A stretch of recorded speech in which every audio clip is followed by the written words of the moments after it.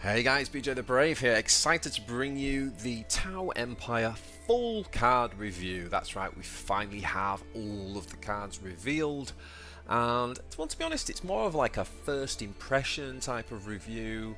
Obviously, the cards, as at time of recording this, are due to come out tomorrow, so I haven't actually got my hands on and started playing with the units themselves. So obviously my opinions and everything that you hear in this video could well and probably will change in the coming weeks. What I'd love for you to do is, as you're listening along to this, if you have any kind of ideas or thoughts on the cards or anything that I'm saying, let me know in the comments and let's build a conversation in the comments, because I'm very likely to do a kind of 1 month later or 2 months later kind of review, so we can kind of see how did the faction actually perform, how did the cards actually do in comparison to our initial impressions. Alright, so what I'm going to do today is I'm going to basically go through each of the cards now that we've got them on the Warpforge website, and very quickly just kind of cover what they do, and I'm just going to give you like my initial impressions and initial thoughts. I might not dwell on some of the cards, whereas others I might spend a bit more time, but I'm going to use the system that Ecclesiarch and I used in the Forgecast Warpforge podcast, where we basically give a card a simple rating of 1 to 5. I wasn't sure whether to do this or not, because I think sometimes like judging the cards and rating them before they even come out is a bit silly, but I also get that it's kind of fun as well. And as long as you just take it with I'm giving it a review based on where I think it might be, but it's very likely that some of these things will be off and could change. So take it for what it is. It's a bit of fun, and yeah. So when we talk about 1 to 5, 1 is basically means the card is completely unplayable. 2 means it's a bad card overall. 3 means it's kind of like situational / okay, so like it can be good in certain situations, but it does require a specific situation, and other than that it's not bad, but it's pretty average, pretty meh. 4 means that it's a really good card. Good cards are kind of like the staple and solid backbone of most decks, and then a 5 is that kind of like S tier. This is what we're here for. This is the meta-defining stuff. This is going to be like super powerful, and so that's what a 5 would be. Alright, so without further ado, let's take a look at the cards, and I want to start with the commanders. So the first one we've got, interestingly, the rare commander, which means it's the first commander you get when you start collecting, is Commander Armaeus, and obviously it's a standard 2/2 for 35. It's interesting that they went with that. I kind of wondered whether, thinking about the lore of Tau, I wondered whether they'd be a bit more creative on some of the stats, particularly like the ethereal, but they kind of stuck with the 2/2 for the most part. Now, this guy comes with the talent Drone Companion, so let's have a quick look at him. The Drone Companion says deploy a gun drone, guardian drone, or marker drone. Now we're going to talk about the drones very briefly soon. But I would say this is this is a really good card, actually, to the point that it's pretty cool that this is the starter warlord. Sometimes the good warlords are hidden behind the like legendaries and epics, but this might end up being the best warlord in the Tau faction. I don't know that for sure, but I think it's very solid. I'm going to give this guy a 5 out of 5 off the bat. I think it's a really great warlord, and one of them, the key indicators for me as to why this is a great warlord is that all of the drones that it produces have 3 health, and that means that, and they're flyers, so even Swarmlord can't destroy it just from his basic attack. And we know from the past that when that's the case, like for example when Gazgul could put 2 grots down, when you can deploy value that can't be taken out just by the warlord, it is generally pretty good in terms of like how that plays out for tempo across time. So I think that in itself is very powerful. On top, in addition to that, the other thing that makes it very good is the flexibility. The choice of 3, you know, we know the difference between Tigerius, for example, who has 3 spells and we can choose, versus like Silas in Chaos, who basically is just random and he can't choose which of the 3. So I actually think that that combination is deadly, and I think this guy's going to be very, very good. The only downside, obviously, is that he's a 35 health warlord, he's not a 40. And that does make a big difference in this game. But I overall think this is a fantastic, for if you're looking at collecting Tau and you're diving in, this being the starting warlord I think is superb. So really, really happy with Commando Mice. Now on VAR is interesting because it does appear that when we first saw this card in the reveals, if you've been watching the reveal videos this week, that his ability was slightly better. It looks like they've curbed it slightly, and I think that's because some of the feedback in the Discord community. If you haven't joined the Discord community, by the way, for Warpforge, please do. I'll tell you what, I'll leave a link in the description below. Come and join, it's good fun. You can hang out with the community, and there's lots of different threads and things for different factions on there, so come and join. But yeah, Onvar basically, again, you've got the 2-2, he's 35. He is the Epic Warlord, so you probably will get him relatively soon in your collection, but certainly not the starting one. And what does he do? Let's have a look. So basically, he gets Ethereal Supreme. Now, it used to say that it gave 1 health to all your units, but now it says to your Warlord and adjacent units, and then create a copy of Serene Unifier in your hand. And that Serene Unifier, I believe, is ephemeral, and it also costs 2 energy. So let's just start with the fact that this guy just costs, his ability just costs 1 energy, which is a real positive. Cheap spells are always good. And the fact that he heals himself for 1. If you think about Abaddon, for example, he heals himself for 2, and it costs 2 energy. Whereas this guy for 1 energy is healing not just himself, but potentially 2 other units. I would say that is good. Now, in terms of the nerf, where it used to say 1 to all troops, on most turns, you're not going to have more than your Warlord and 2 other troops. There will be turns and bod states, particularly with drones, where you probably can achieve that, don't get me wrong. But still, I think for the most part, this is still pretty good. And pretty good value for the 1 energy.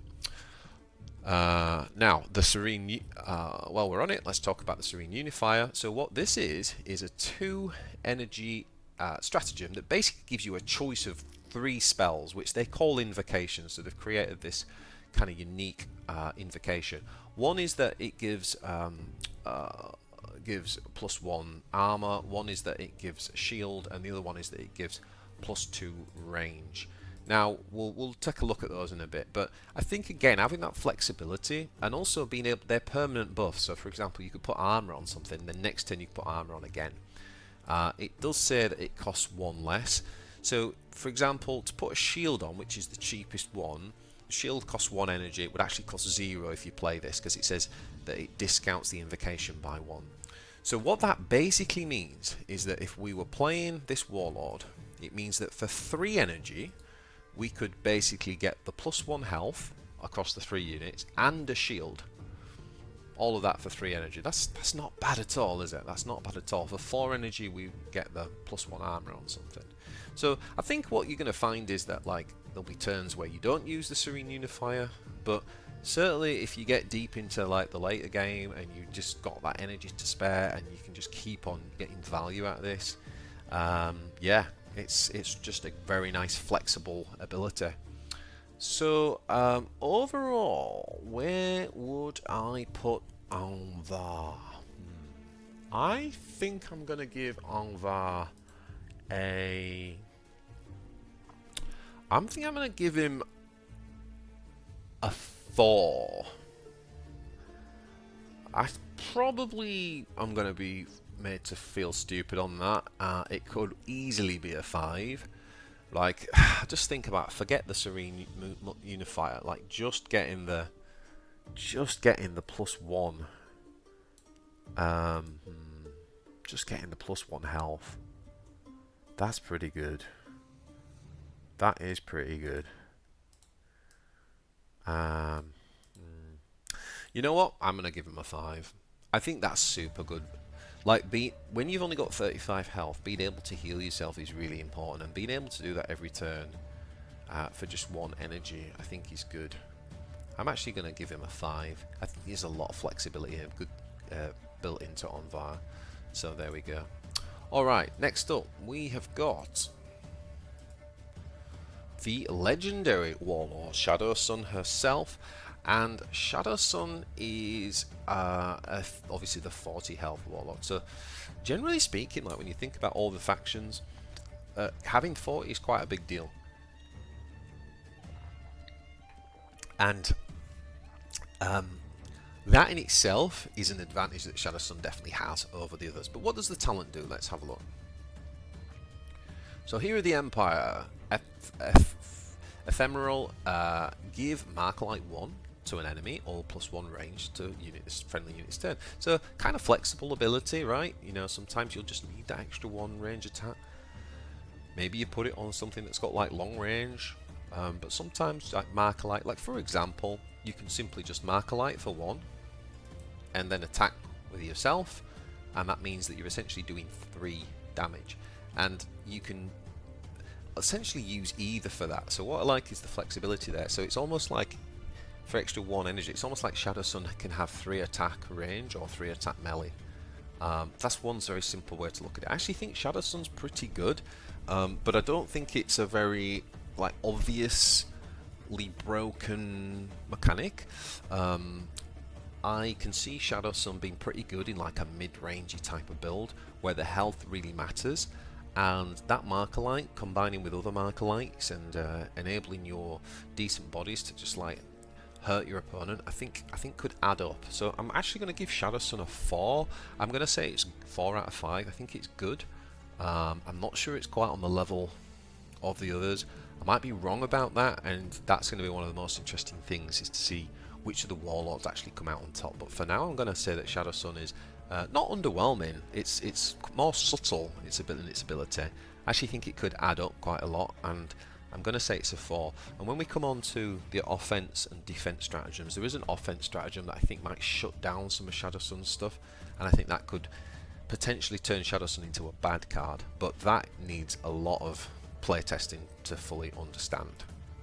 Alright, next up we have got the Humble Guardian Drone. Now, the Guardian Drone is only 1 energy, which is pretty significant because a lot of the others are 2 energy, and it has the 3 health. It isn't flying though, and it has 0 melee attack, and I think that is a big Achilles heel.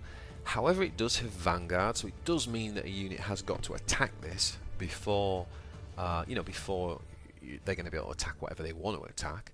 But it does also mean that, other than being that speed bump, it can be traded in for without doing any damage back. So I don't like that. I'm not sure how good the Guardian Drone's going to be. I think the timing of playing these are going to be really critical. In fact, I think that might be something about the Tau faction overall. When I look at the cards, I think this is all going to be about like the timing of when to use your resources, probably more than any other faction, is going to be super important. I think this is, I'm going to give this one a 3. I think this is like, it's not, I don't think it's a good card, but I don't think it's a bad card. I think it's situational, and it's going to be in the right situation, it's going to be okay. So that's why I'm going to give this one a situationally good kind of 3 out of 5 for the Guardian Drone. Okay, next up we got the Fire Warrior. Now the Fire Warriors are only got 2 health. It's the basic card, and it's not very good. It's going to get traded in with the enemy warlord every time, and it'll be for 2 damage back, so it's nothing special. It does have the 4 range if you can find a way to use that, and that would be primarily by deploying this in a go wide strategy behind drones. Funnily enough, I do want to run this card in that way, because I think if you can get that off, then 4 damage all of a sudden, especially with Markalites, is actually really powerful for 2 energy. But overall, I'm actually going to say that this is, I think for the most part it's going to be unplayable. I think for the most part this is a 1 out of 5, but I do want to just test that kind of, does it work in a go wide strategy behind Vanguards, because it could potentially be powerful there. but just for now, I'm gonna say this is the first kind of 1 out of 5 an unplayable card. Next up, we got the gun drone. Now the gun drone is, as I said, it's a 2-drop. It's got 3 health, like the other drone we just looked at, but this time it's flying, and that's so important because it means all those melee cards, those melee flankers from Chaos, Swarm Lord, etc., they can't actually attack.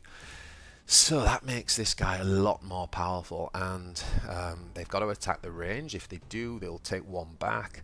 But if it does survive, at the start of your turn, deal 2 damage to a random enemy. I think the gun drone is... I think this card is good. I actually have a feeling it might be... This is one of my biggest gambles in this in this 5-star review system. I'm going to give this card a 5, and I know you are probably going to think I'm crazy, and I am definitely going to need to test this and prove this, because it could easily be less than a 5. I'd feel very confident saying that I think it's a 4. I think it's going to prove to be a good card because the drone synergies are very strong in this faction, and the gun drone I think will be the main engine of that. So I would be tempted to say that it's easily a 4, but I actually think it might prove to be a 5. I think that the most broken drone decks that we can do will revolve around this. So I'm gonna put it out there and say I think this might be a 5 out of 5. Alright, next up we got the marker drone. Now the marker drone is very similar. It's got the flying again and the 3 health and the 1, so it's very similar, but instead of doing 2 damage at the start of the turn, it does 1 marker light. And of course, you know, when we put marker lights, when marker lights land on things, they can stack, right? So then in our turn we could add more marker lights to whatever it hits. This can also hit the enemy warlord, by the way, so it can kind of really be quite scary as your opponent's getting low on health as a being potential finisher. I think the marker light, and I'm just looking because I've kind of pre-rated these, I think this is actually a 4 out of 5 for me. I think this is going to be a good card. I don't know that it will be quite as broken as the gun drone, but I think it's going to be a good card. Alright, then we got the missile drone. Now this guy is also a flying unit, also got the 3 health, but this time it actually has 2 range attack, so it punishes harder than the others. There is no like at the start of the turn do something, that's the drawback to this, but what it does gain instead is blast 2. So if you don't destroy it, then this thing's going to do some serious harm. And for that reason, I'm going to say that this guy is a good card. I think this guy is going to be also a 4 out of 5. It reminds me a little bit of the Tyrannid 2-drop, right? The Spore, that is a 3/1 flyer that does 2 blast. It reminds me a little bit of that. The only difference is that this doesn't automatically die, although it probably will when it trades. But the value then once you attack with this thing is really good. So I think this is a good card. Everything you could want from a 2-drop. I'm going to give that a 4 out of 5. Very solid indeed. Now the Pathfinder is a 2-drop. It is an epic card. Not great stats when you look at the melee and the range thing. However, it's got a rally effect, and you've always got to take the stat, you know, take that into account when you're thinking about stats. So the good thing is it's got the 3 health, so it can't just be taken out again by the warlord. But this time it says give marker light 2 to an enemy troop.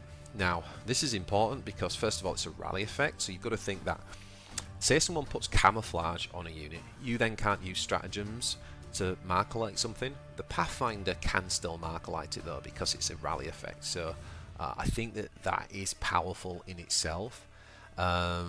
Really good at dealing with camouflage units, and the other thing that I love about this card is the scalability of it. So 2 drops, great if you play it on 2, but what is it like playing it on turn 8? Well, actually it's very good because it comes with the Companion 2 marker drones, and we've already just seen the marker light drones and we just said that they are good cards, so being able to then play those as well, this is one of the ways where you can really build. If you want to do the marker light strategy, you can really build that quite quick.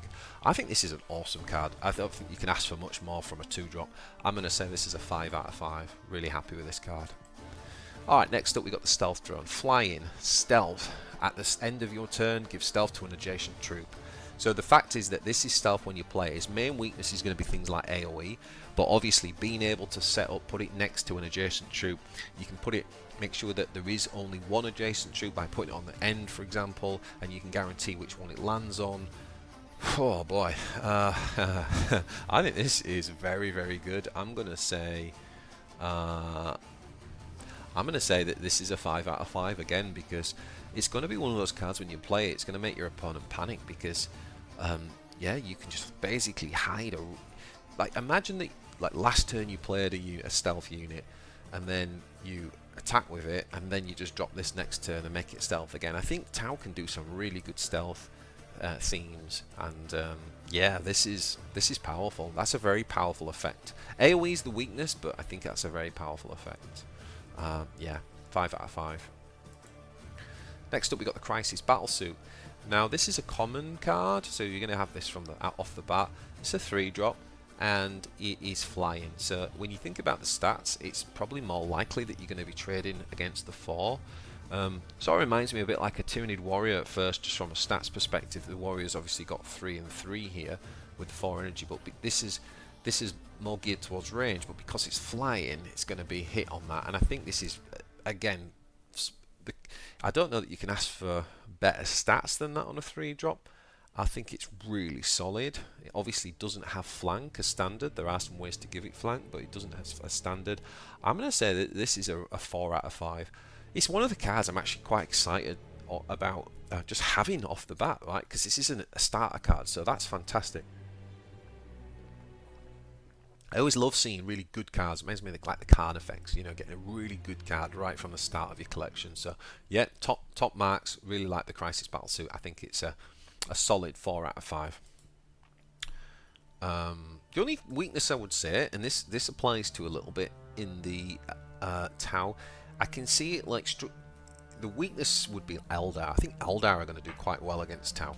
Like, you know, they can just hit this with a Warlord and then play like Wind Rider for 2 energy and clear this with the Wind Rider still standing there. So, or the 3 energy Viper. So yeah, I mean, I think Eldar do pretty well, but outside of that, this is going to be a real pain for Tyranids, a real pain for particularly Swarmlord, and a real pain for like Abaddon and things like that as well. So yeah, solid card. Solid card. Okay, we got another legendary, Mr. Darkstrider himself. Look, Darkstrider is a 3 cost, and again, he's another stealth unit. So stealth is premium in this game, and he has a rally effect, so he can give stealth to adjacent drones. Wow. So this guy's like the legendary card synergy with drones extraordinaire. Decent stats, and then it comes with Structural Analyzer. I think the 3 health's important. Obviously, if it's a 2, it can be taken out by things like Storm Raven. So the Structural Analyzer basically says ephemeral, give mark like 2 to an enemy. So for an extra 2 energy, you can then do that. So for example, next turn, because he should survive from the stealth, you get to play that as well. I think this guy's a solid 5 out of 5. I don't think you can ask for much more. Yeah, it's going to have 6 energy. He also scales really well into the late game, where you can actually set up a board and then play this guy. So yeah, I think he's super good. Yeah, 5 out of 5. So now we got the DS8 support turret. Now this comes out of a card, doesn't it? Let's just see if we can find the card it comes out of.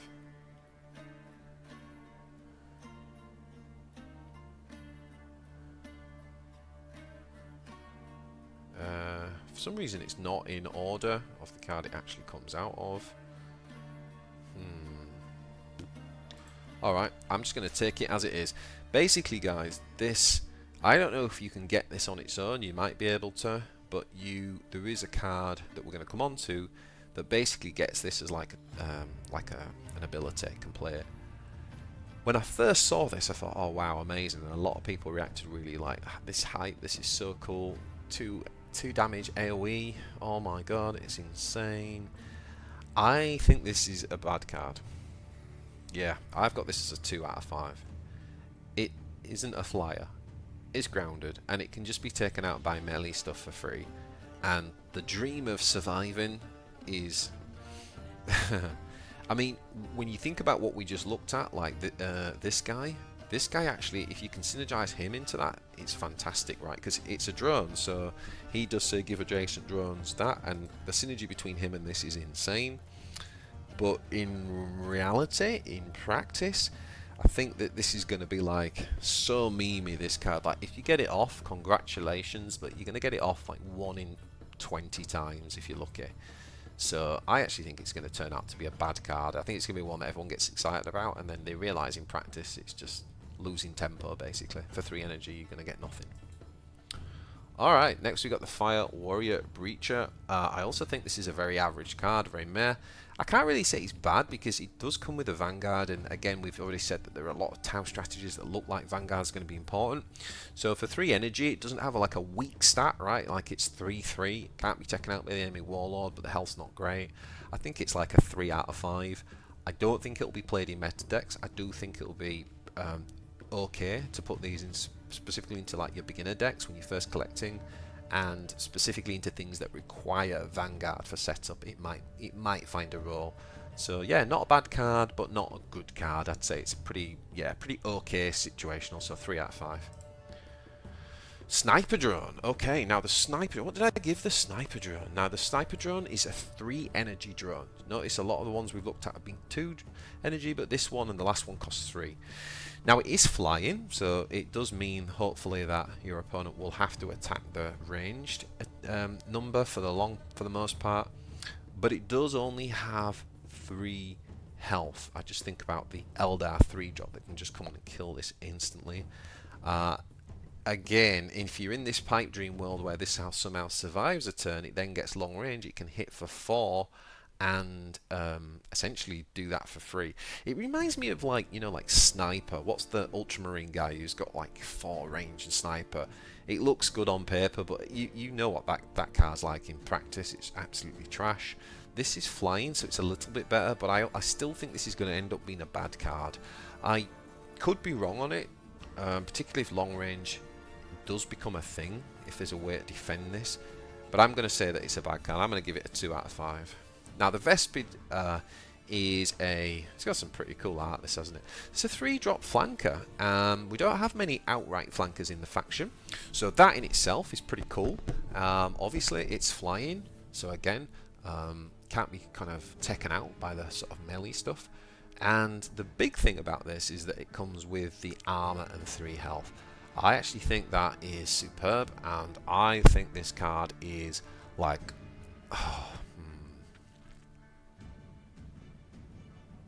We know that cheap flankers are powerful. I think this will be in a lot of Tau decks. I'm going to say it's a 4 out of 5. I'm going to say it's right near the top of 4 out of 5. Like it's a really good card. I don't know that it's kind of going to be like it's S tier. You know, two attacks, not amazing, and I don't know how well that means it scales. Like I think early game Vespid's going to be really awesome, really key to get this in your mulligan, for example. But later game with only the 2 energy, it's not as good. That's why I'm not quite willing to give it a 5, but I think it's certainly a good card. I think it's going to be I'm going to give it a 4 out of 5. Okay, so now we got the Crisis Bodyguard. We got our first Crisis suit, I think. This is a rare card, so I might be able to get it fairly early on in the collection. And it's a 4 energy Vanguard with shield. Now, I'm really keen to test this because when you're trying to... Anyone who played Hearthstone, you remember like the Paladin, who just had all these divine shields, basically had shield on stuff, and it was so powerful. It was such a powerful ability. Like, the fact that they've got to attack this, and then they've got to get rid of a shield before they can damage it, I think that's super interesting design, and I'm really keen to see like how good this is. I actually think it's a good card, for sure. I'm happy to give this a 4 out of 5. Fire Warrior Marksman.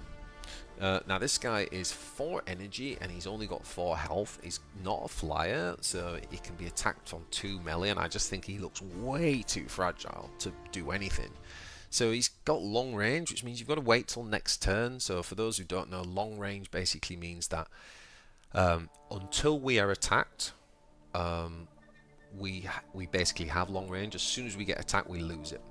Now, if we're able to swing, if we're able to attack with our range damage before being attacked, then they don't retaliate. So it's very similar to Sniper in that sense, that we'd hit for 4 and we wouldn't be retaliated on. But the reality of this guy, the only way that ever happens with this guy is that somehow he's put into stealth or he's behind vanguards.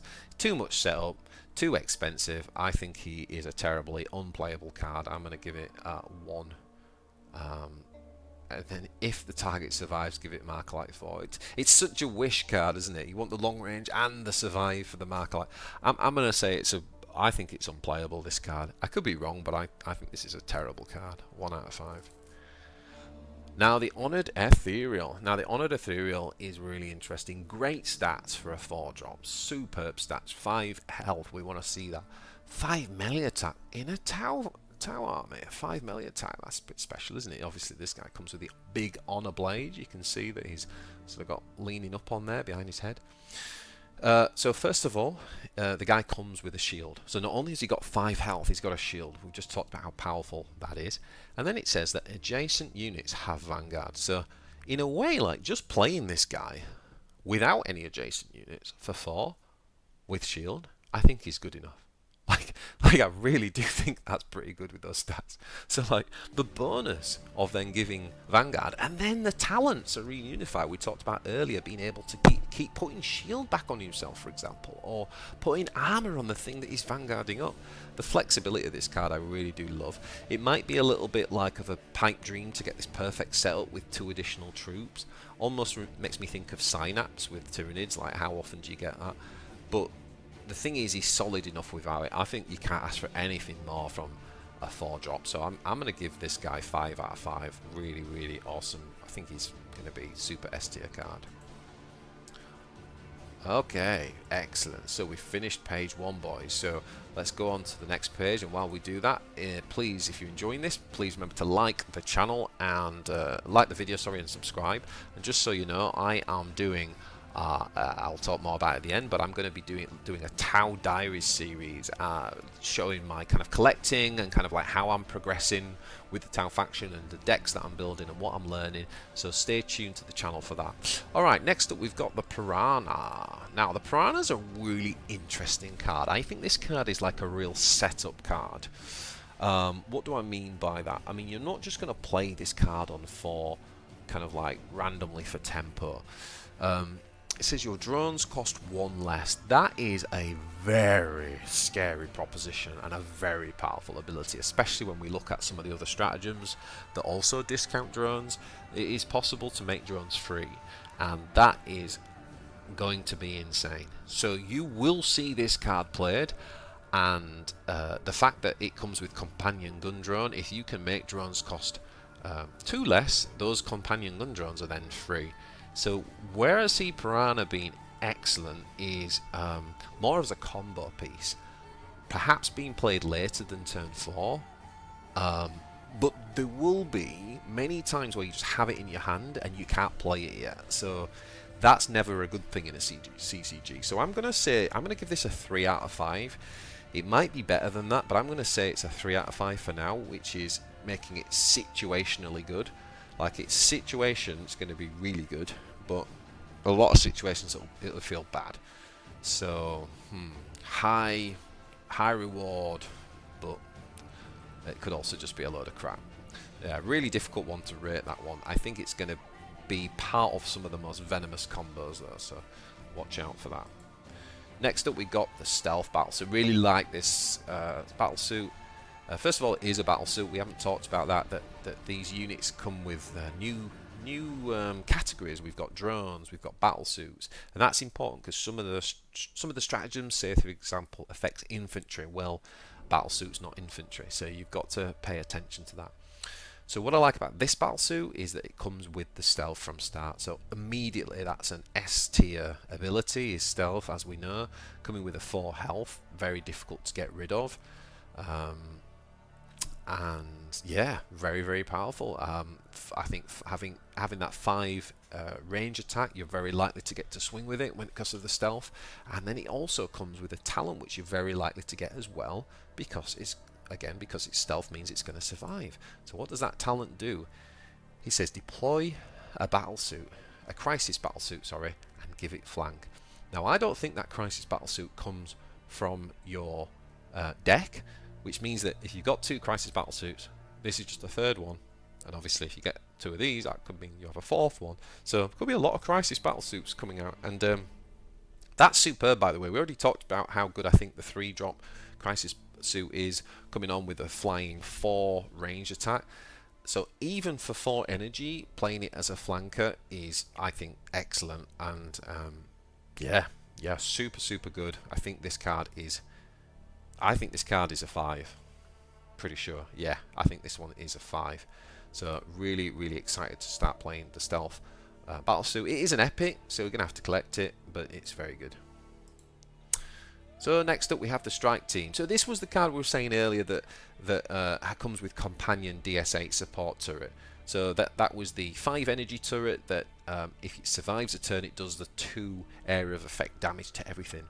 I think that the strike team is I think it's like, I'm gonna say it's situationally okay. It does come with 5 health for 4, so that's very good. And you know, it's melee again, it's poor, it isn't a flyer, so it could be targeted there. But you know, it does. I think this is going to do really well in draft, and it does scale quite well into the late game because you'll be able to play the DS8 support for sure, which means that you're putting out 10 health in the same turn, and that's going to be a lot harder to get rid of everything. So I think it's okay. I don't think it's bad, but I don't think it's that good either. So I'm going to say it's like situationally okay. Now, another common card, a 5 energy. Now, one of the things I like about 5 energy cards is when they come with this kind of like 5/5, because they just can't be tricked, right? Like, if they've got a weak stat, then your opponent can take advantage of it. And like in the mid game, you start to get some more powerful flankers. And when you've got like a 5/5 like this, then it can kind of punish those. Like there's no way around it type of thing. Like yes, you can come on and flank and deal with this, but you're going to take it back. You're going to take 5 damage back. So, and the other thing with this guy is it comes with Vanguard. So it makes me think of like the Ultramarine guy who's like a 5/5 and it heals for 2. Whereas this guy, instead of the heal, has Vanguard. I really compare it to that card. I think it's okay. I mean, it might actually even be good, but it has only got 5 health with no armor. So I'm gonna say that this to me is like top of situationally good. It might. I'm gonna give it a solid 3 out of 5. I'd give this a 3.5 if I could. I don't know if I'm willing to give it a 4 out of 5. I think some of the cards we've talked about in the 4 category, like the Crisis, I'm not sure it's on that level, and it is a common card, but I think it's a very good starter card for sure. I'm going to say, I think it's situationally good. I'm going to give it a 3. Top of the 3 out of 5 probably for me, this one. Okay, now we have the Devilfish. Now the Devilfish is super interesting because when I first read this, I was losing my mind. I thought this is like the most broken card in the faction. And the reason for that is because apart from the 5 health and the armor, which is great, kind of a little bit kind of carnifexy in terms of the stats, what the Devilfish is essentially like the Orc Knob of the faction, or what used to be the Chronomancer for the Necrons. I know it's a bit of a sore point at the minute, but what I mean is something that you play it and then everything else can flank. Now, the reason why it's not quite as broken as I thought is it says friendly infantry and drones, and that means that battlesuits don't benefit from this because they've got their own category, which is battlesuit. They're not infantry, and also tanks obviously are their own thing. Vehicles are their own thing. So it's specifically infantry. There's not loads of great infantry in this Tau faction, and then drones. So it makes sense from a lore perspective, and it is still giving flank, and we know flank is probably the most powerful mechanic in the game. So it's definitely not to be like underestimated in that sense.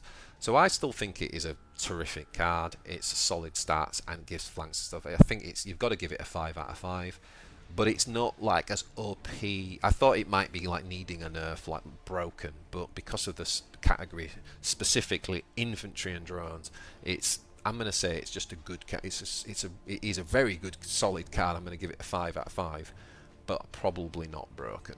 That's my initial thoughts. We will see though. Now here's one of my favourite cards. I really like this card. It's the Firesight Marksman. And the Firesight Marksman is... what did I give this card?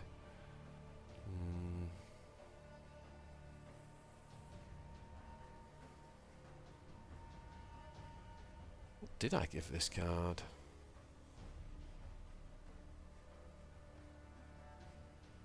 I'm not even sure I've rated it. Oh yeah, I have. Yeah, I gave this card a 5 out of 5. It's just got so much going on for it. Like, on the 5 drop, you drop it and it's got stealth. So with the 5 energy, it's going to survive. Okay, obviously things like no mucking about and stuff can take it out, but most likely it survives. When you deploy a drone, give it +1 range attack. This is going to be key in drone strategies and drone decks. You know, getting that, buffing that range attack.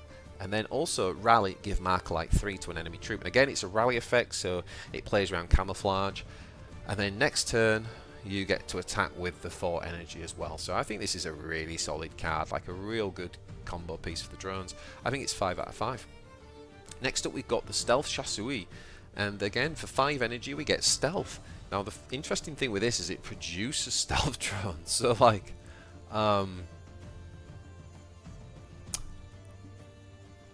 in a potential, this card makes me think we might be able to potentially do like a full-on, like the Toonies, where you can almost do a full-on stealth deck, like all assassins and stuff. I think you could probably do something similar with this.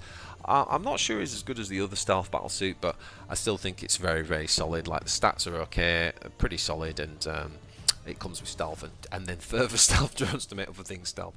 I'm going to say this is a 4 out of 5. Pretty solid card, like it. And what was the rarity, by the way? Common card, right? So we're going to get that from the start. So certainly you'll be seeing this in some of my early decks for sure. Okay, now we got an epic card, the Broadside Battlesuit.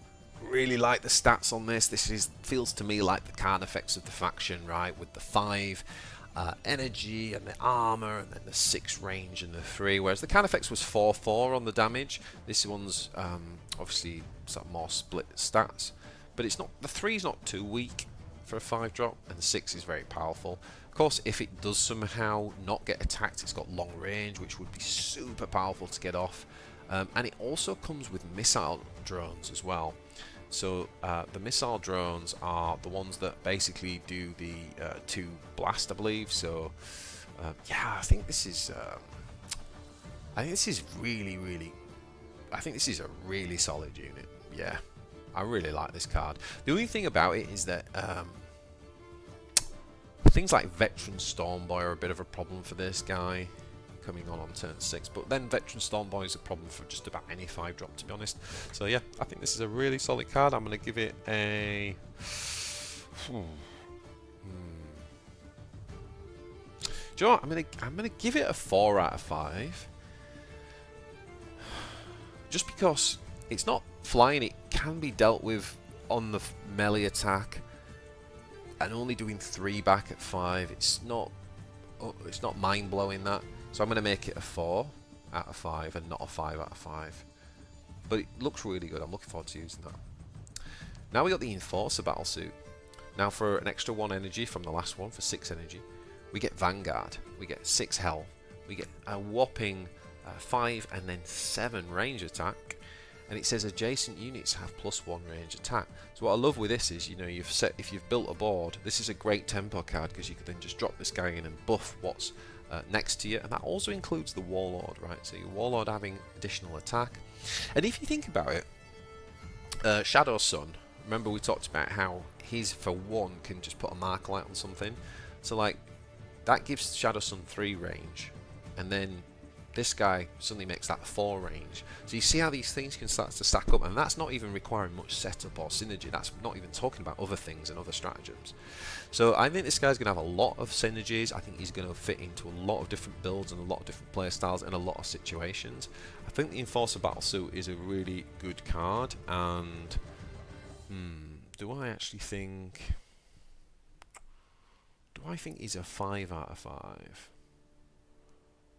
I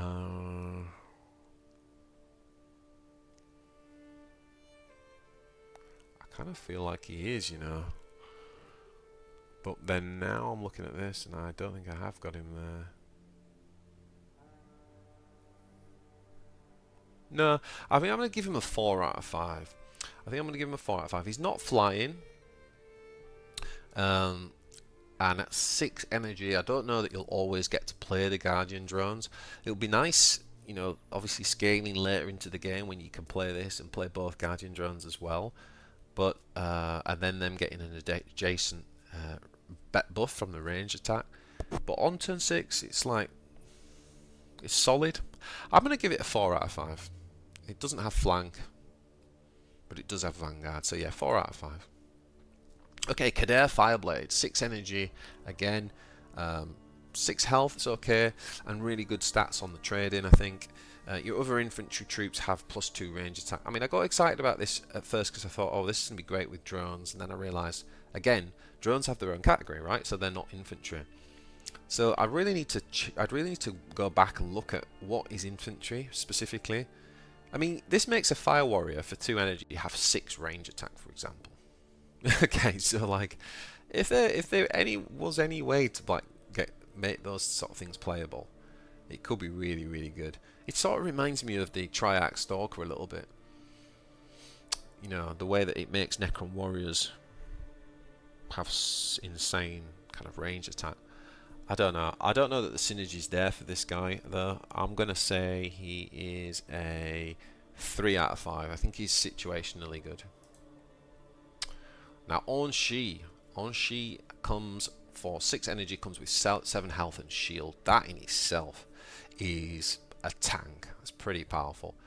So your opponent needs to deal with this because it's basically making all your troops cost 1 less while you've got it. Now, think about how good the Chaos 6-drop is, the Venom Crawler, right? That makes all of the stratagems cheaper. Well, this guy makes your troops cheaper. And that includes drones. So synergy with the Piranha, that's free drones if we was to do that. And in addition, it gets the Serene Unifier again, so it has that ability to be able to essentially choose whether we want armor or if we want a shield or if we want to improve range damage again. So lots of flexibility and also pretty decent stats. Nice to have some melee for a Tau player. Yeah, I think this guy's pretty awesome. It's also the best artwork in the game. This might be my favourite looking card in the game. In fact, I think it is. So I'm going to give this guy a 5 out of 5. Really solid. Next up, we got the Hammerhead. Now, the Hammerhead...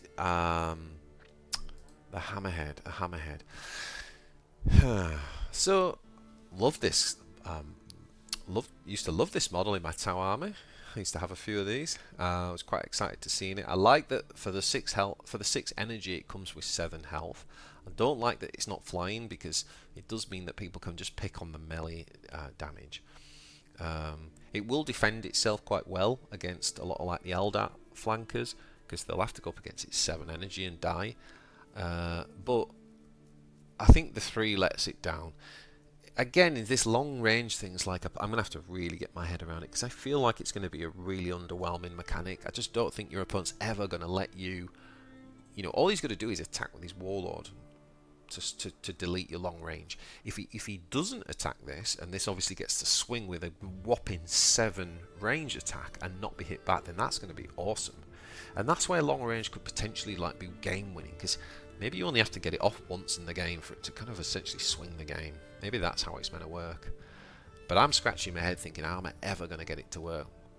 I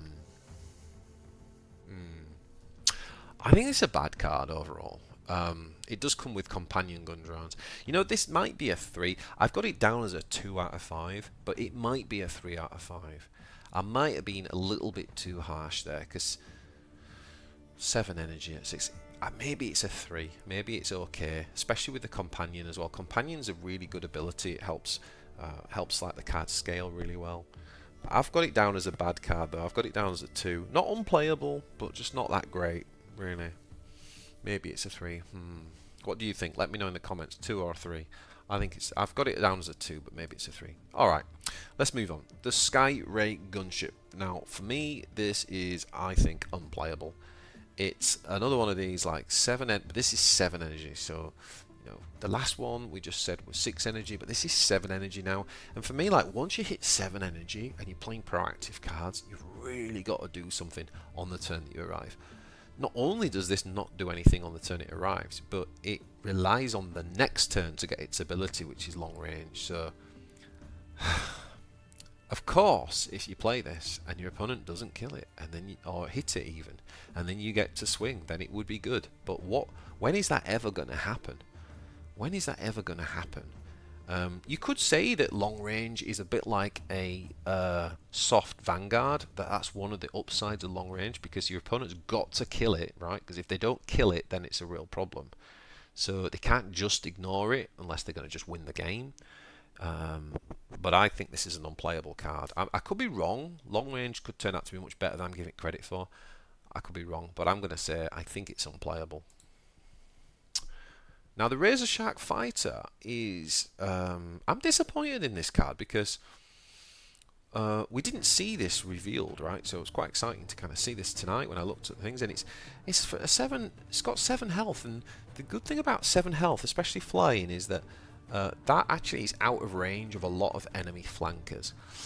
Even the esteemed veteran Stormboy, it's out of range for him. Obviously, if Makar is nearby, then he can do it. But I think the Razor Shark Fighter's got good health and flying. I think that's good defense. It's not bad. It's definitely not bad. I'm gonna say it's situationally good. It could be a 4. It could actually be good, but I'm gonna put it down as a 3 out of 5. I do like it's got a rally effect, but I have to say the thing that I'm disappointed about is that it just says deal 3 damage. We've got 4 tanks in the... Is it 3 tanks in the Eldari that do this? It's just lacking a bit of imagination, isn't it? Can we not find a different kind of ability? Why are we giving 4 different cards the same ability? That's my gripe with it. But it's not a bad card for sure. I just don't know that it's great. It is a common card, so I could definitely see me trying this, particularly in some of the beginner decks. But eventually, as the collection grows, it might get phased out. Next up, we have got the Cold Star Battlesuit, 7 energy, and it is flying with 7. I think that's really powerful, as we've already said. So that's going to mean you're going to be trading into the 8. And it says when you deploy a troop, give it +2 health. So again, scaling really well into the later game, or if it survives. And Companion 2, it then comes with 2 marker drones, so that they could benefit from the 2 health, giving them a total of 5 health on a marker drones, meaning they're more likely to survive and then put a marker light down. Yeah, really cool. I like this card. I think this is good. I'm going to give it a 4 out of 5.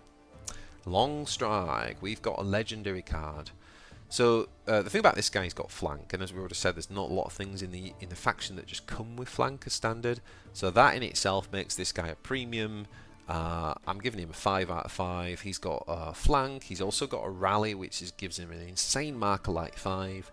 Basically, if you want something to die, this guy's going to do it. It's kind of like the Hemlock, if you like, of the Tau. He's a 5 out of 5 for sure. Happy days if you get that on your wild cards, on your legendary drops.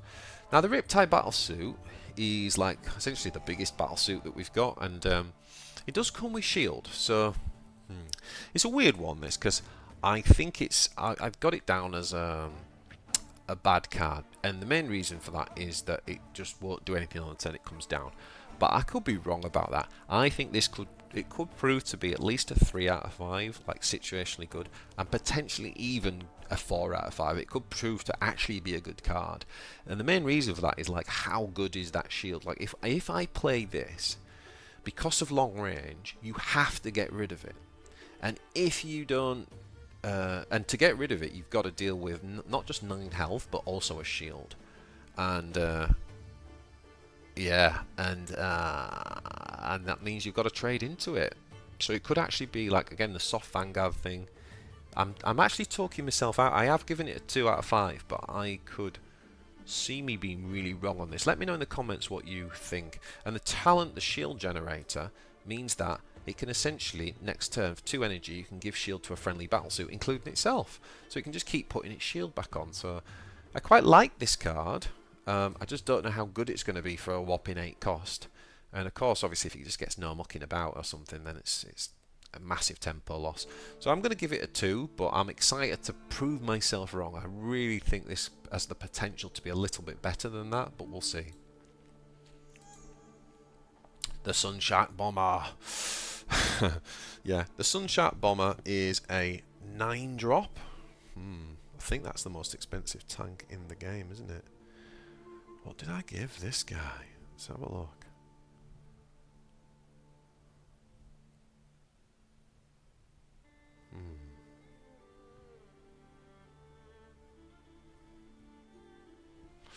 So the thing with the Sunshark Bomber is it's cost 9 energy and its rally effect, so the thing it does when it comes down is give Marker Light 2 to an enemy.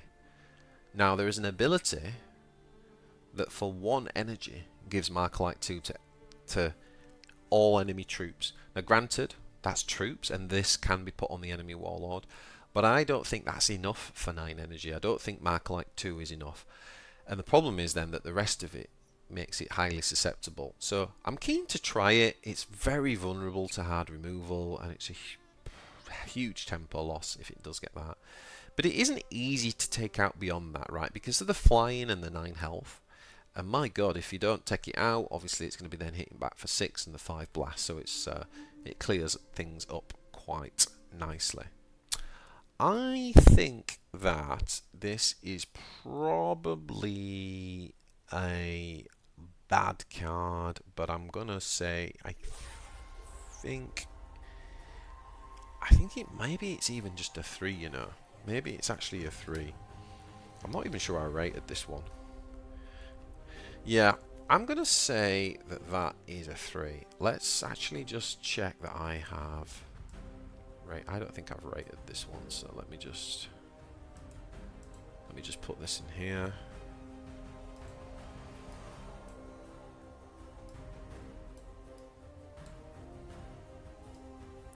I'm going to show you guys at the end what I've done here, just my little ranking, and then I'm going to put a link to this as well, which is my tier list. So I'm gonna actually give it. I'm going to say it's a bad card. I'm gonna say it's a 3. It does come with Marker Light 2, so you could potentially use it as a finisher because you could put that on the enemy warlord. So I'm going to say I'll give it a 3 out of 5. That's probably my most generous rating yet. How about that? Okay, next up we got the Storm Surge. My generosity has just run out. This thing is 10 energy and does nothing on the turn it comes down. Of course, your opponent has to really be able to either deal with this immediately or end the game, which they likely can do on turn 10 when you use your whole turn doing nothing.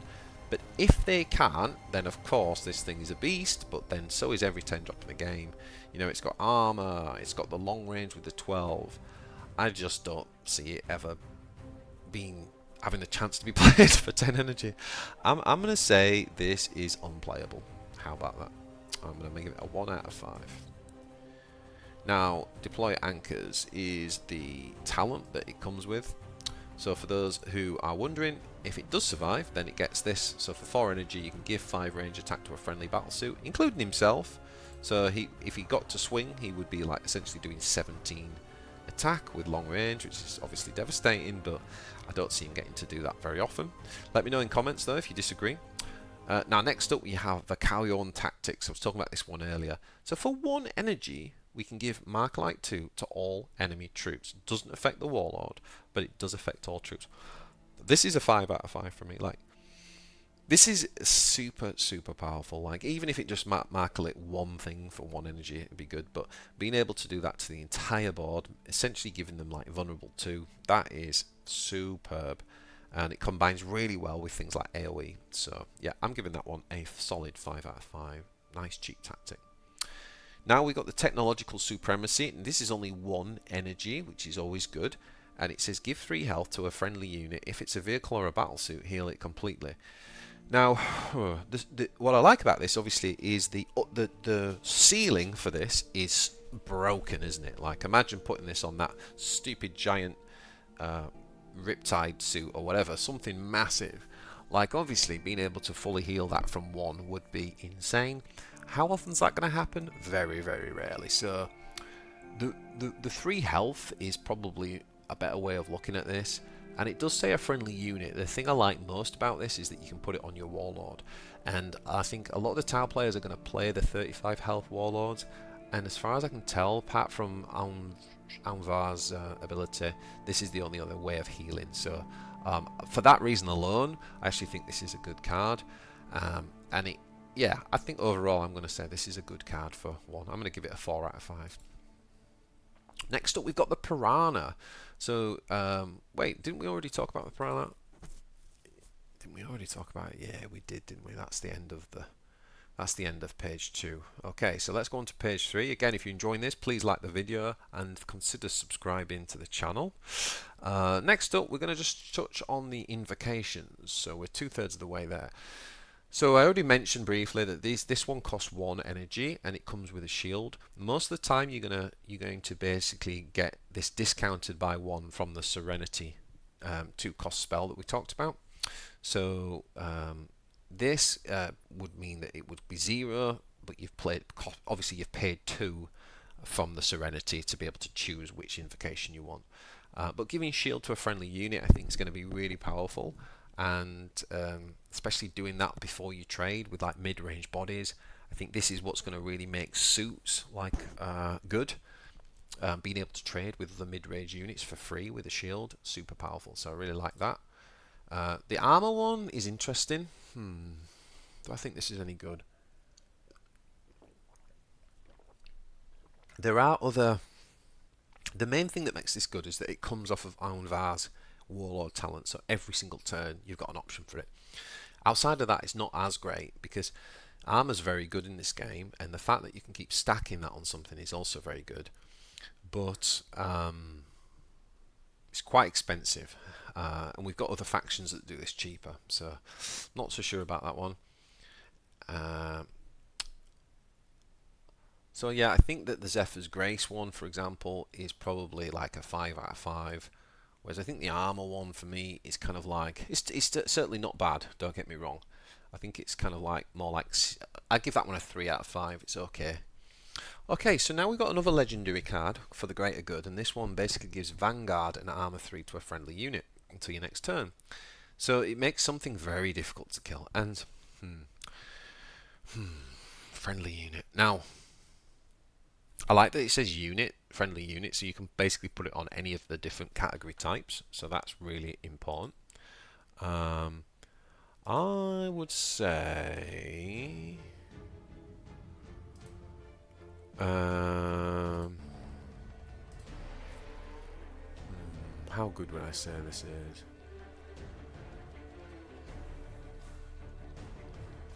For the greater good. What did I give this? I think I gave it a 3. It might be a 4 though. It might just be good. But the reason is because in any other faction this would definitely probably not be more than a 3. But in the Tau, I think the importance of being able to have a turn where you just put an ultimate blocker down to safeguard the board might turn out to be really important. And if that's the case, then this card will end up being probably a 4 out of 5. But we don't know if that's the case yet. So, and there are other Vanguards. So I'm going to give it a 3 to start with. You know, hopefully I can prove myself wrong, and hopefully that proves to be a little bit better.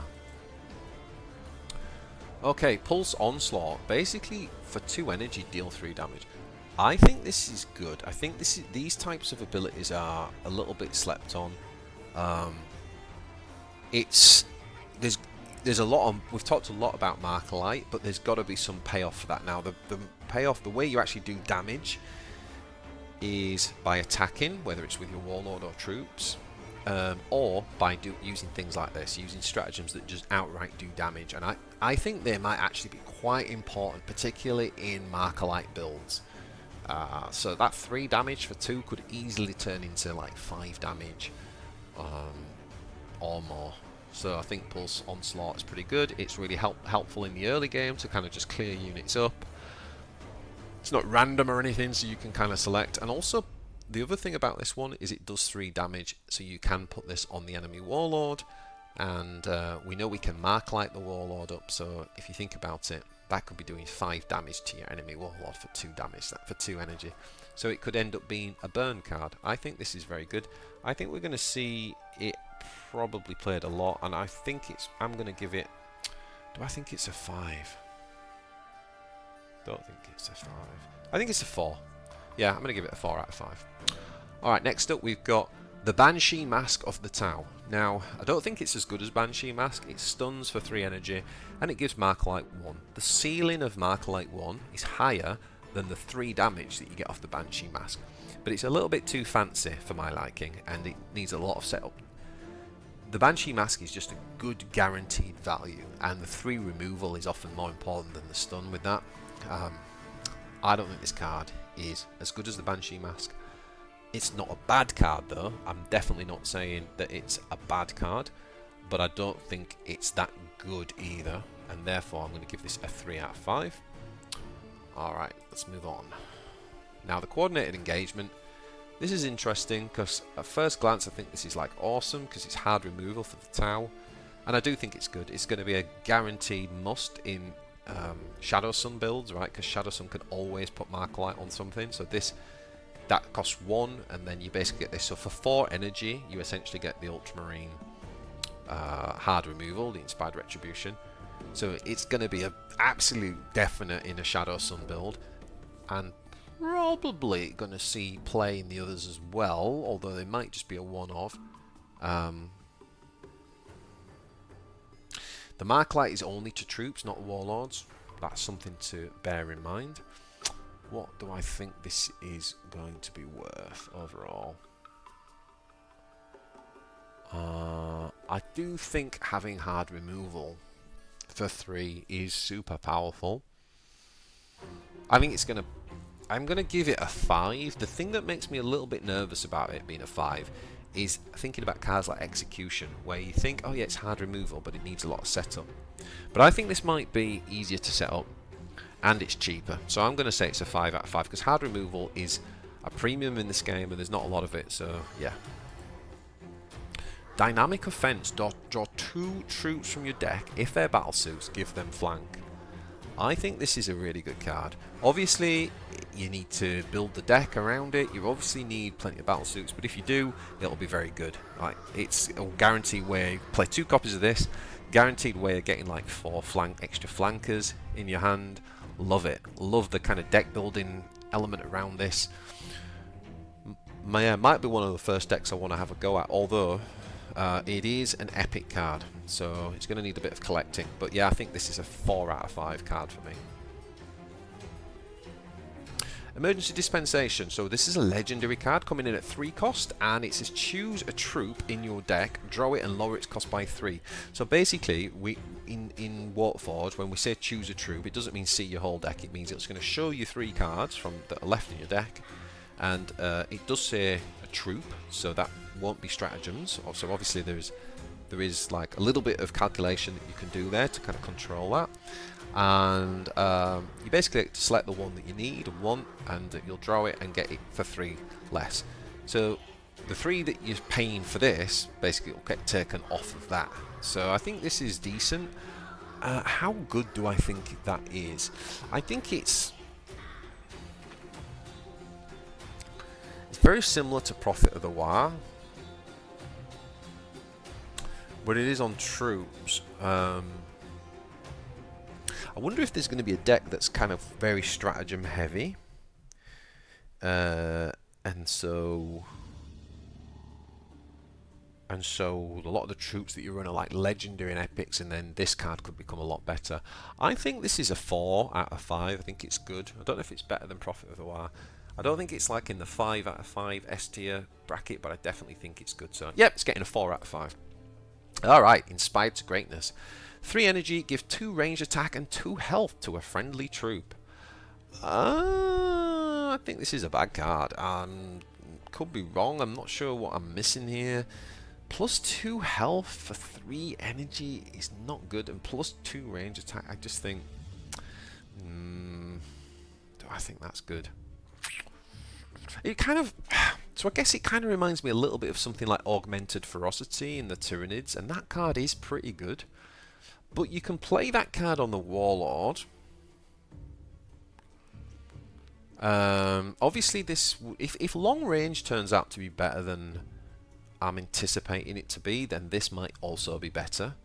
But I'm not convinced at the minute, so I'm gonna say this is a bad card. I think this is way too situational. I'm gonna give it a 2 out of 5. I won't say unplayable, because it does say give health. It's not heal, so that's always a good thing. So it can go above the starting health, but I'm gonna go ahead and say I think that is a 2 out of 5. I think it's a bad card overall. Alright, Storm of Fire. Give +2 range attack to all of your units this turn, and that includes your Warlord. Interesting. +2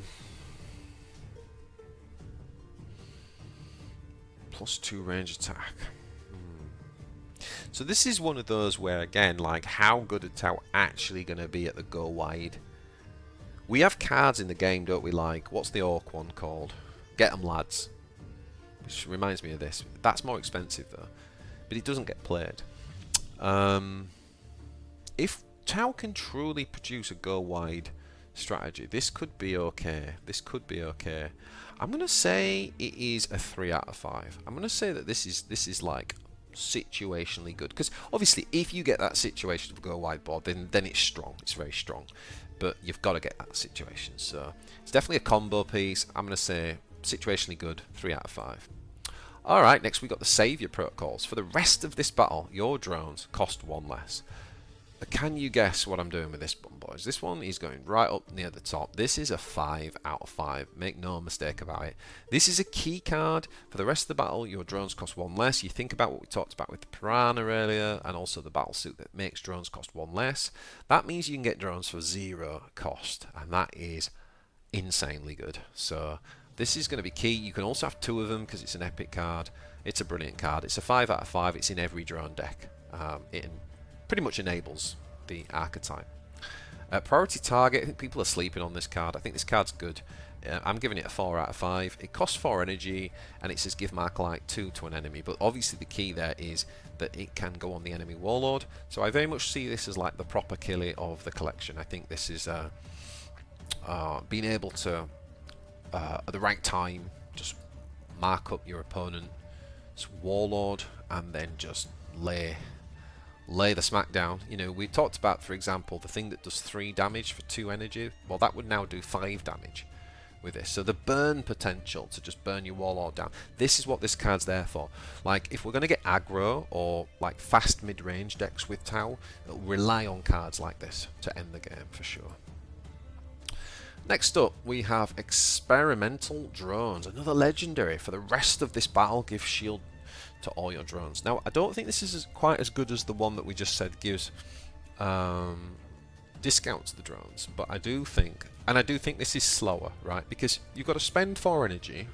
It does nothing at the point of spending the 4 energy. Then you've got to deploy drones. So you're spending energy then to deploy your drones, and every time you deploy them, they get the shield, and then you're going to have to have deployed a number of drones to have got the value of trading all those drones in with shields. So I kind of think it's a bit slow. But again, if you're trying to do like a drone relentless drones kind of build, then it could be super powerful. So the ceiling's high on it, but it does take some setup and it's quite slow. I'm going to say that this one is... Where did I put this one? Let's have a look. I think this one is a...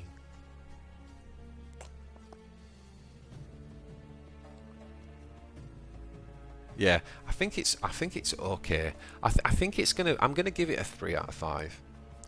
I think there'll be a lot of games where it does nothing or very little, but if that build becomes strong, then this will be amazing. Like, the late game value around this is cool.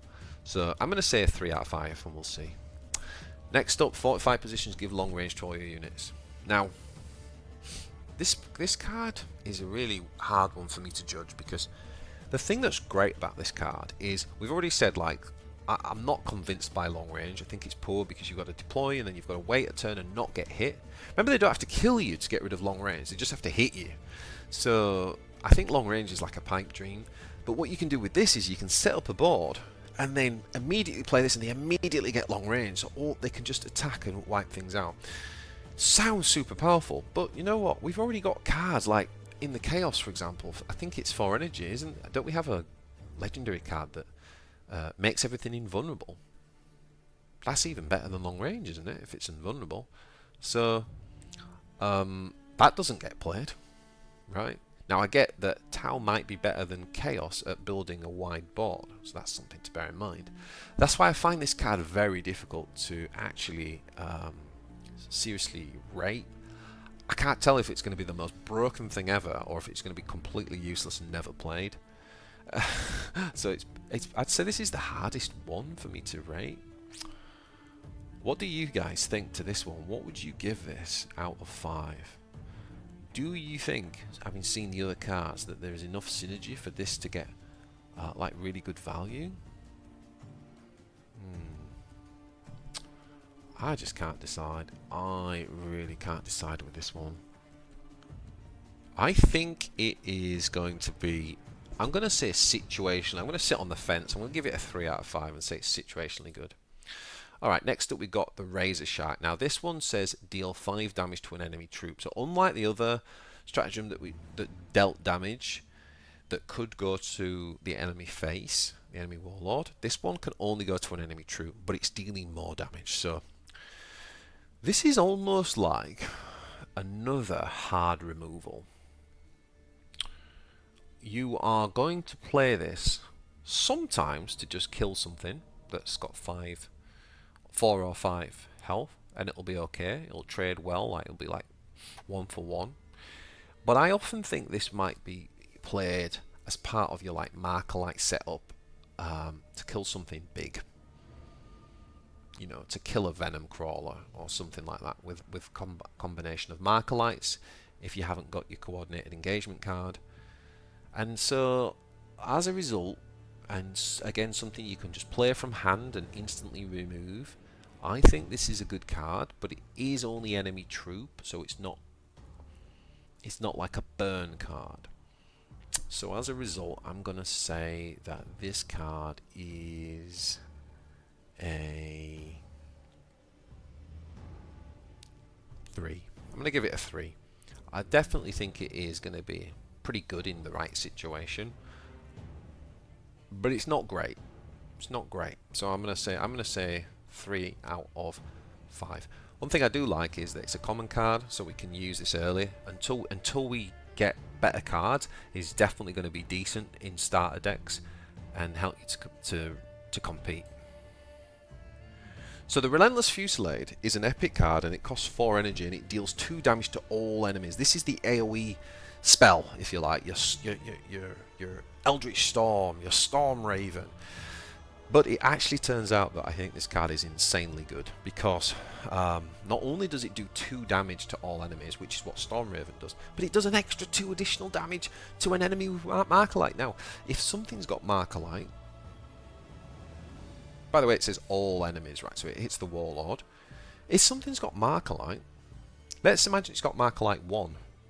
That means that that card that's got Marker Light 1 will take the 2 damage, plus another 1 because of Marker Light, 1, and then another 2 damage for the ability that says plus 2 damage for each enemy with a Marker Light. So it's doing 5 damage in total. It's doing 5 damage. So something that had 1 Marker Light on. That's amazing for 4. That is insanely good. And then when you combine the fact that the carry-on tactics only cost 1 energy to give all troops Marker Light 2, that means that for 5 energy you are doing 6 damage AoE. That's insane. That's really good. This is superb. This is superb. And I like that you can just go with the basic, or you can combo it up and charge it up. Really, really good. Really good AoE. Love it. I think it's a 5 out of 5 for sure. You will see this in most Tau decks. Probably every Tau deck, I'm going to guess. But certainly most of them. Next up we have the Valued Sacrifice. So a 5-drop that basically deploys 3 random drones and gives them Vanguard. I think this is a bad card. Now, depending on like again how important Vanguard is, and how you get your drones down. It might possibly be played in some decks, but I think for 5 energy, deploying 3 random drones. I mean, they cost 2 each, don't they? The problem with the Vanguard is actually a downside though, because that means that flyers lose their flying, and that's the main strength of the drones, and that's why I think this is a bad card. I think Vanguard's the wrong ability for them. If it said like deploy 3 random drones and give them +1 health, that'd be I think this would be amazing. But Vanguard's probably the wrong thing, so I'm gonna give this a 2 out of 5. The version in Empire for 7 energy, basically, as enemies die, then it lowers the cost by 1. So this is like it's going to draw you cards, but you're going to get it later in the game. I think it's a good card though. I think it's a good card. I think it's going to be. I'm going to give this. I think it's like a solid 3 out of 5. Do I think it's better? I'm going to give this 3 out of 5. Yeah, it's not great, but it's certainly going to be used. And it's only a rare card as well, so you'll be able to get this early on. So now we're on to some of the stratagems. We've got the Tide Wall, which is deploy a Guardian drone. I think this is going to be the standard one for the defense, and I actually think that's pretty good. Like, for 0 cost to be able to put a Vanguard down, so put the unit down on tempo that you want, and then be able to block it with this. I think that's going to be a pretty powerful tactic. So yeah, I think that this is actually really good. Really good. I think it's probably. I mean, if I were going to rate stratagems, I'm not sure what I'd give this. Would I give it a 4 or a 5?